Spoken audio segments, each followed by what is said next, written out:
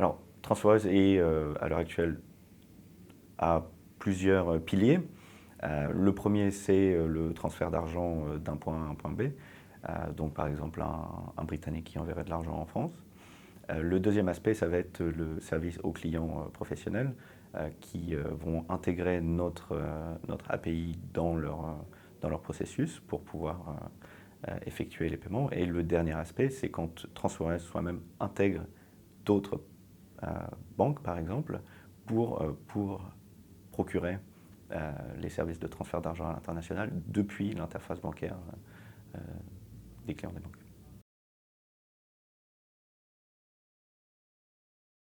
TransferWise s'est diversifié au-delà du transfert d'argent simple pour offrir ce qu'on appelle, par exemple, un porte-monnaie sans frontières, borderless, qui est la possibilité pour, par exemple, des petites et moyennes entreprises de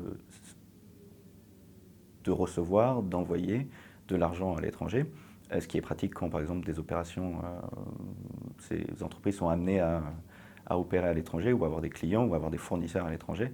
Donc c'est vraiment TransferWise développe cette idée que on permet, on facilite l'expansion internationale, par exemple, de ces petites et moyennes entreprises. Et ensuite, quand elles atteignent peut-être une taille plus grande ou qu'elles ont d'autres besoins, il y a donc notre API qui peut prendre le relais et qui permet des intégrations beaucoup plus larges, avec aussi larges que des banques, par exemple. Au-delà de ça, sur ce compte borderless qu'on a, c'est développé une carte. Et cette carte permet donc de dépenser l'argent sur le compte borderless à l'étranger au taux de change réel.